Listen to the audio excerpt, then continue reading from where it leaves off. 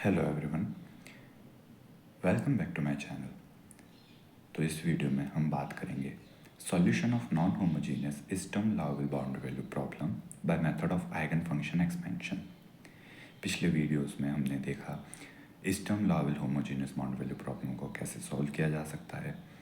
Non homogeneous boundary value problem के बारे में भी हमने पढ़ा। अब हम देखेंगे नॉन होमोजीनियस के सॉल्यूशन का एक मेथड, जिस मेथड का नाम है आइगन फंक्शन एक्सपेंशन। हमने पिछले एक वीडियो में देखा था कि आइगन फंक्शंस की हेल्प से हम किसी फंक्शन को एक्सपेंड कर सकते हैं। तो उसी थ्योरम की हेल्प से हम यहाँ पर एक non homogeneous Sturm Liouville boundary value problem को सॉल्व करना सीखेंगे। तो आइए शुरू करते हैं। Any given non homogeneous boundary value problem second order linear differential equation can be reduced to a non homogeneous Sturm Liouville problem.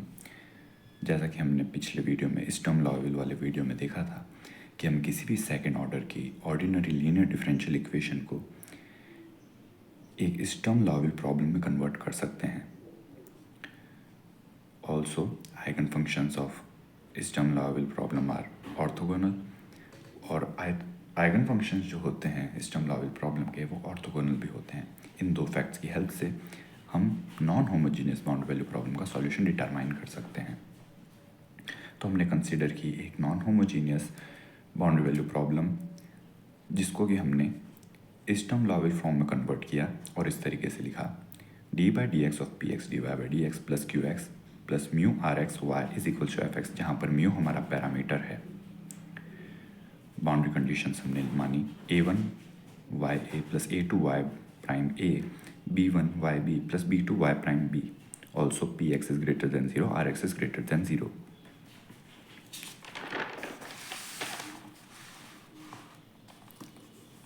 हमने माना let y is equals to P Y prime whole prime plus Q Y. हमने यहाँ पर वापस से Sturm Liouville linear differential operator की help से equation को वापस से रिड्यूस करके एक शॉर्ट फॉर्म में लिखा, कन्वीनियंट फॉर्म में लिखा L Y plus mu are x Y is equals to F X. Also boundary conditions can be written as B Y equals to 0।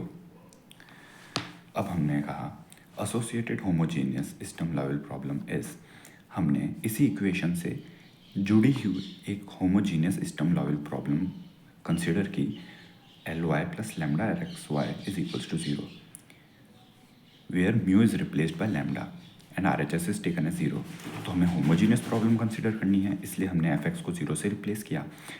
And हम एग्जैक्ट इसी का होमोजीनियस कॉरस्पॉन्डिंग होमोजीनियस प्रॉब्लम नहीं consider कर रहे हैं, हम एसोसिएटेड कर रहे हैं, हम एक दूसरी होमोजीनियस प्रॉब्लम कंसिडर कर रहे हैं, इसलिए हमने म्यू को लैम्डा से रिप्लेस किया। हमने माना let Y N be the eigenfunctions corresponding to eigenvalues lambda N. अब क्योंकि ये एक होमोजीनियस बाउंड्री वैल्यू प्रॉब्लम है स्टर्म लाउविल फॉर्म की, तो यहाँ पर हमें डेफिनेटली आइगन फंक्शंस और आइगन वैल्यूज मिलेंगी। तो हमने आइगन वैल्यूज को डिनोट किया लैम्डा एन से एंड आइगन फंक्शंस को वाई एन से। तो जो आइगन वैल्यूज और आइगन फंक्शंस हैं वो इस इक्वेशन को, इक्वेशन 6 को डेफिनेटली सेटिस्फाई करेंगे, बिकॉज आइगन फंक्शन इसका सॉल्यूशन है। तो हमने लिखा L of Y N plus lambda N R Y N is equals to 0, where N boundary condition B Y N equals to 0। हमने कहा let Y x is equals to summation N equals to 1 C N Y N x. हमने Sturm Liouville वाले video में देखा था कि summation N equals to 1 to infinite C N Y N X जो होगा वो किसी फंक्शन पे कन्वर्ज करेगा। तो हमने वो फंक्शन कंसिडर किया वाई एक्स। यहाँ पर हमने वाई एक्स को इस तरीके से कंसिडर किया है such that Y x is solution of 4,5।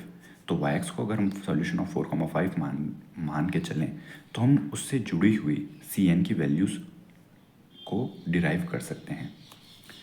तो हमने कहा since B Y N is equals to 0 this implies B Y, जो बी वाई है, B Y is equals to summation N to 1 C N B Y N is equals to 0। तो B Y भी हमें 0 मिलेगा। अब हमने equation 8 को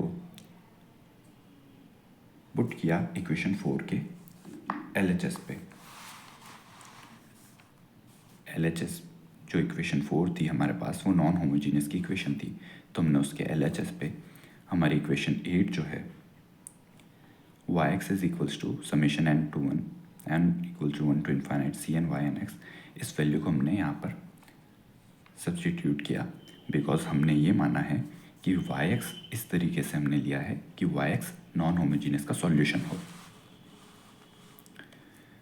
तो हमने इक्वेशन 8 को इक्वेशन 4 में पुट किया, L Y plus mu are x Y is equals to L of N equals to 1 to infinite C N Y N x. हमने यहाँ पर वाई की जगह summation C N Y N को substitute किया है, plus mu R summation N equals to 1 to infinite C N Y N x. हमने brackets को ओपन किया और लीनियर डिफरेंशियल ऑपरेटर है, सी एन कॉन्स्टेंट्स हैं तो ये सिर्फ एल के ऊपर वाई एन के ऊपर अप्लाई होगा। अब यूजिंग इक्वेशन 7, नाउ जो इक्वेशन 7 थी, इक्वेशन 7 में हमने कहा L Y N plus lambda N व R Y N is equals to 0, यानी कि L Y N is equals to lambda N R Y N. तो इक्वेशन 7 से हम एल वाई एन की वैल्यू को आर वाई एन के terms में निकाल कर इस इक्वेशन में पुट कर रहे हैं। तो हमने ये किया तो हमें मिला summation N equals to 1 to infinite C N minus lambda N R Y N plus mu R summation N equals to 1 to infinite C N Y N. तो हमारे पास बचा L Y plus mu are x Y is equals to R, because R function of X है, या are में N का कोई role नहीं है, r summation N equal to 1 to infinite mu minus lambda N C N Y N.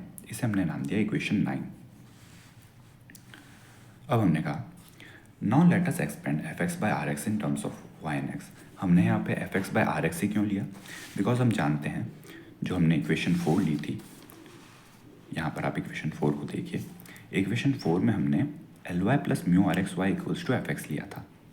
तो इसी equation को जब हम इस इक्वेशन के मदद से L Y plus mu are x Y की वैल्यू देखेंगे तो वो एफ एक्स के इक्वल है, और जब हम इक्वेशन 9 में इसको अगर एफ एक्स रखें तो हमारे पास जो समेशन बचेगा F X equal upon R X बचेगा। तो हम एफ एक्स बाय आर को इसीलिए एक्सपेंड कर रहे हैं ताकि हम इनको इक्वेट कर सकें समेशंस को। तो हमने लिखा F x upon R is equals to summation N equal to 1 to infinite D N Y N x, जहाँ पे where coefficients D N are given by D N is equals to integral A to B F by R into Y N x D x upon integral A to B R Y N square x D X. ये formula हमने Sturm Liouville problems के theorems के discussion वाले video में derive भी किया था, आप जाकर उसे देख सकते हैं। तो हमारे पास डी एन मिला f upon r into r, तो आर कैंसल आउट हो गया, बचा हमारे पास d n integral A to B f into Y N x D x upon integral A to B R Y N square x D x. 9 और 10 को equation 4 में हमने रखा, हमारे पास इक्वेशन 9 ये थी, इक्वेशन 10 ये थी, तो इक्वेशन 4 में हम पुट करके समेशंस को इक्वेट कर सकते हैं। तो हमारे पास बचा R into summation N equals to 1 to infinite mu minus lambda N C N Y N X is equals to R into summation N equals to 1 to infinite D N Y N X where R is greater than 0।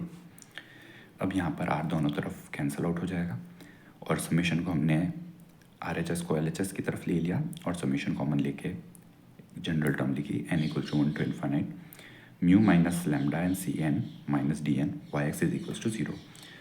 Now this summation is 0 if and only if all coefficients are 0।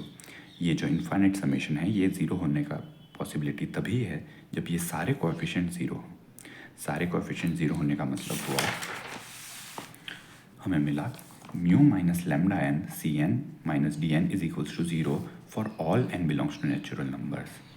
अब यहाँ पर हम दो cases consider करेंगे, mu is not equals to lambda n for all n belongs to natural number. अब अगर यहाँ पर mu is not equals to lambda n, अगर म्यू और लेमडा एन हमेशा अनइक्वल हैं तो ये इनका जो सब्ट्रैक्शन है, इनका जो डिफरेंस है वो कभी 0 नहीं मिलेगा। This means the corresponding homogeneous problem that is L Y plus mu r y is equals to 0। हमने यहाँ पर जो L Y plus lambda r x y consider किया था उसे हमने कहा था एसोसिएटेड होमोजीनियस प्रॉब्लम। यहाँ पर हम बात कर रहे हैं corresponding homogeneous problem, corresponding homogeneous problem का मतलब हुआ हमने इसी इक्वेशन में से सिर्फ एफ एक्स को 0 पुट कर दिया, तो हमारे पास जो बाउंड्री वैल्यू प्रॉब्लम मिली उसे हमने कहा कॉरस्पॉन्डिंग। तो जो कॉरस्पॉन्डिंग होमोजेनियस प्रॉब्लम है it has only a trivial solution. अब हम जानते हैं कॉरस्पॉन्डिंग में हमने कहा यहाँ पे RHS को हमने 0 लिया। अगर हम कॉरस्पॉन्डिंग और एसोसिएटेड को साथ में देखें तो अगर म्यू की कोई वैल्यू लैम्डा के इक्वल आ रही है तो यानी कि यहाँ पर म्यू की हमें कोई फाइनाइट वैल्यू मिल रही है, कोई नॉन ट्रिवियल सॉल्यूशन मिल रहा है वाई का। But mu is not equals to lambda, हमारे पास हर केस में mu is not equals to lambda है for all n belongs to natural numbers, यानी कि जो कॉरस्पॉन्डिंग है उसका कोई trivial solution non trivial solution है ही नहीं, सिर्फ ट्रिवियल सॉल्यूशन है। Then c n is equals to d n upon mu minus lambda n. यहाँ से हमने सी एन की वैल्यू फाइंड कर ली, c n is equals to d n RHS पे गया upon mu minus lambda n. Thus, the unique solution of 4, 5 for continuous function f(x) is given by equation 8. Yx is equals to n equal to 1 to infinite dn upon mu minus lambda nx into ynx, where dn is given by equation 11. Case second हमने consider किया mu is equals to lambda. Lambda n जो है वो एक पूरा sequence बनेगा, because lambda 1, lambda 2, lambda 3 हमें खूब सारी वैल्यूज़ मिलेंगी। हो सकता है किसी पर्टिकुलर वैल्यू के लिए म्यू और लैम्डा इक्वल हो जाए, तो जहाँ पर म्यू और लैम्डा इक्वल हो जाएंगे तो ये टर्म 0 हो जाएगी, हमारे पास बचेगा d N is equals to 0। तो mu is equals to lambda m for some m belongs to natural number. ज़रूरी नहीं सारे ये इक्वल हो सकता है कोई एक वैल्यू इक्वल हो या कोई दो वैल्यू इक्वल हो। तो हमारे पास इक्वेशन 13 बनी, d m is equals to 0। Now there are two possibilities. यहाँ से हमें डी एम की दो जगह से वैल्यू मिल रही है, एक तो हमें इस इक्वेशन से मिल रही है डी एम की, और एक हमें मिल रही है यहाँ से। हमने कहा अगर जो वैल्यू यहाँ से मिल रही है हमें डी एम की, यानी कि ये जो इंटीग्रल है न्यूमरेटर है integral a to b f into Y N x, ये अगर 0 नहीं है बट स्टिल हमें इस इक्वेशन में डी एन की वैल्यू 0 मिल रही है, तो d m is not equals to 0, that is integral a to b f x into y m x D x is not equals to 0। तो ये तो कॉन्ट्राडिक्शन हो गया, क्योंकि कोई भी number equal to 0 and not equal to 0 साथ में नहीं हो सकता।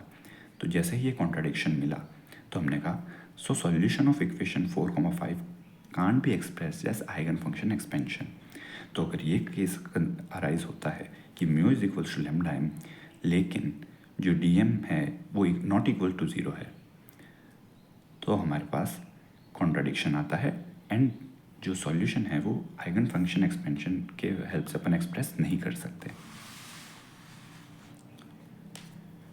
सेकेंड केस हमने कहा if d m is equals to 0। अगर डी एम इक्वल्स टू 0 है, यानी कि जो इंटीग्रल है वो पर्टिकुलर एम की वैल्यू के लिए हमारे पास 0 मिल रहा है, this means f x is orthogonal to y m x and it is in accordance with equation 15। जो हमारी इक्वेशन 15 थी जिसमें हमें मिला d m is equals to 0, और यहाँ पे भी d m is equals to 0, यहाँ पर कोई कॉन्ट्राडिक्शन नहीं है and thus there is no restriction on c m. अब यहाँ पर सी एम पर भी कोई रेस्ट्रिक्शन नहीं बचा। हम इक्वेशन 13 को अगर देखें तो यहाँ पर म्यू माइनस लैम्डा एन हमें 0 मिल गया और डी एन भी 0 मिल गया। तो इस केस में सी एन की चाहे हम कोई भी वैल्यू सेलेक्ट करें, हमें ये जो एल एच एस है वो हमेशा 0 ही मिलेगा। तो यानी कि there is no restriction on c m, यानी सी एम जो है हम कोई भी वैल्यू कंसिडर कर सकते हैं सी एम की with mu equals to lambda m, and thus the complete solution is, और जहाँ पर yx हमें क्या मिला cm ymx, तो yx इज इक्वल्स टू जो कंप्लीट सॉल्यूशन हमें मिला वो मिला, हमने दोनों केसेस को कंसिडर किया, दोनों केसेस को कंबाइन किया। yx is equals to cm ymx plus summation n equal to 1 to infinite dn upon mu minus lambda n ynx। यहाँ पर हमने दोनों केसेस को कंबाइन करके लिखा है। हमने कहा समेशन हमने लिया n equal to 1 to infinite, जहाँ पर हमने वो केस को लीव किया है जहाँ पर mu is equals to lambda m, क्योंकि mu is equals to lambda m में तो ये डिनोमिनेटर 0 होना चाहिए। तो हमने mu is equals to lambda m वाले केस को यहाँ से हटाया समेशन से और उसे अलग से c m into y m x लिखा। और इस समीशन में आ गया एक्सपेंशन वाले terms, which is family of solutions with parameter CM। अब यहाँ पर जो सॉल्यूशन हमें मिल रहा है आप देख सकते हैं, जो हमारे पास ये CM है ये आर्बिट्ररी है, CM के ऊपर कोई रेस्ट्रिक्शन नहीं है, CM को हम कोई भी वैल्यू कंसिडर कर सकते हैं। तो अगर CM की वैल्यू हमने 1 कंसिडर की तो हमें एक फंक्शन मिला, एक सॉल्यूशन मिला। CM की वैल्यू हमने 2 कंसिडर की तो हमें दूसरा एक सॉल्यूशन मिला। तो यानी कि CM की हर एक वैल्यू के लिए हमें एक अलग सॉल्यूशन मिलेगा, इसलिए हमने कहा which is a family of solutions with parameter CM।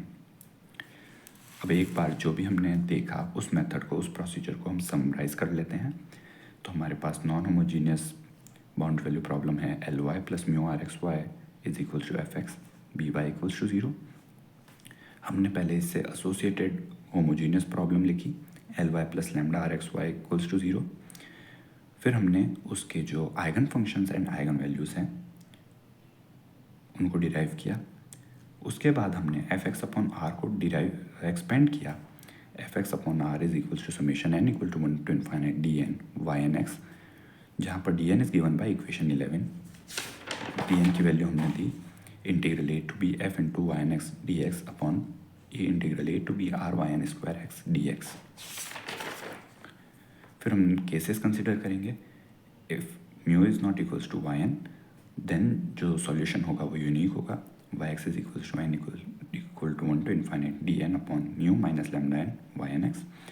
And if mu is equals to lambda n तब हम चेक करेंगे कि डी एम ज़ीरो है या नहीं। If d m is not equals to zero then there is no solution, and if d m is equals to zero then हम मिलेगा y x is equals to c m y m x plus summation N equal to 1 to infinite D n upon mu minus lambda n Y N x.